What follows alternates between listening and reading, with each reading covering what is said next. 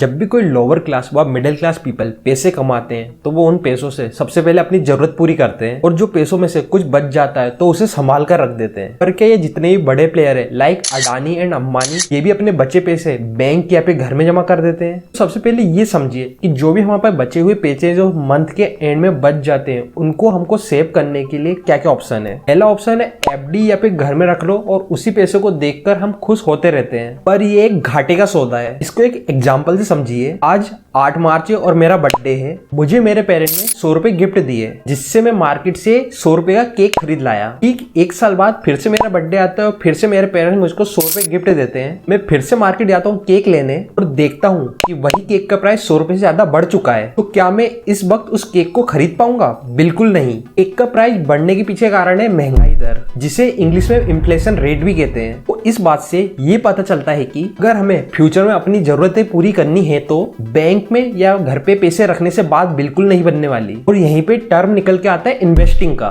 Investing का सीधा सा मतलब समझिए कि जहां कहीं पे भी हम पैसे लगा रहे हैं वहां हमारे पैसों की कीमत बढ़ती जाए और हम इन्फ्लेशन बीट कर दें। अब एक कॉमन मैन के पास क्या क्या ऑप्शन आते हैं पैसे इन्वेस्ट करने के लिए। पहला आता है फिक्स्ड डिपॉजिट, जिसका इंटरेस्ट रेट 4 से 7% के बीच में रहता है, but fixed deposit maximum time inflation rate को बीट नहीं कर पाता है। दूसरा ऑप्शन आता है अगर हम रियल इन्वेस्टमेंट की बात करें तो आप गोल्ड खरीद सकते हैं, आप स्टॉक मार्केट में इन्वेस्ट कर सकते हैं, आप प्रॉपर्टी खरीद सकते हैं और बॉन्ड्स में भी इन्वेस्ट कर सकते हैं। अगर आपको जानना है कि बॉन्ड्स में इन्वेस्टिंग के थ्रू आप कैसे रेगुलर इनकम जनरेट कर सकते हैं तो ऊपर आई बटन पे वीडियो की लिंक दी गई है। बातें इन्वेस्टमेंट पे। देखिए, आप कोई सी भी इन्वेस्टमेंट करें रिस्क हमेशा होता है। ज्यादा रिटर्न तो ज्यादा रिस्क, कम रिटर्न तो कम रिस्क। इवन बैंक एफडी भी कभी रिस्क फ्री नहीं होती है। पास्ट के सिलिकॉन वैली इंसिडेंट से आप समझ सकते हैं। पर अगर हम हमारी इन्वेस्टमेंट को डाइवर्सिफाई कर दें तो रिस्क भी कई हद तक कम हो सकता है। बात यहीं आके रुक जाती है कि अगर हमें हमारी इन्वेस्टमेंट को डाइवर्सिफाई करना है तो उसके लिए हमें डिफरेंट सेक्टर की नॉलेज होना बहुत जरूरी है, जिसके लिए हमें काफी टाइम और पैसा इन्वेस्ट करना होगा। इसी टाइम एंड नॉलेज के गैप को कम करता है म्यूचुअल फंड। देखिए, म्यूचुअल फंड का एक सिंपल सा मतलब ये है कि बहुत ही बड़ा ग्रुप ऑफ पीपल किसी एक्सपर्ट को अपने पैसे दे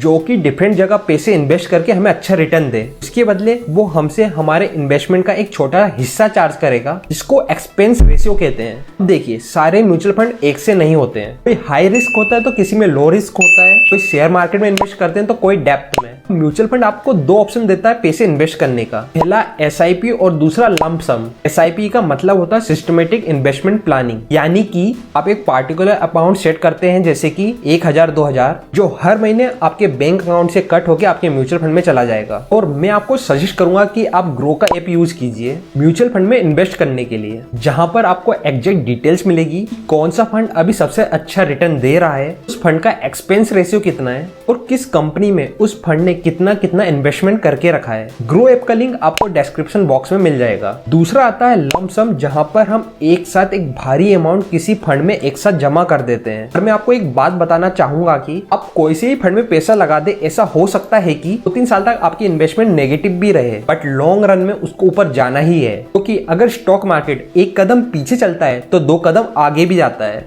आज की वीडियो में इतना ही। अगर आपको वीडियो पसंद आई तो प्लीज वीडियो को लाइक कीजिए और चैनल को सब्सक्राइब कीजिए। मिलते हैं आपसे नेक्स्ट वीडियो में। Thank you so much.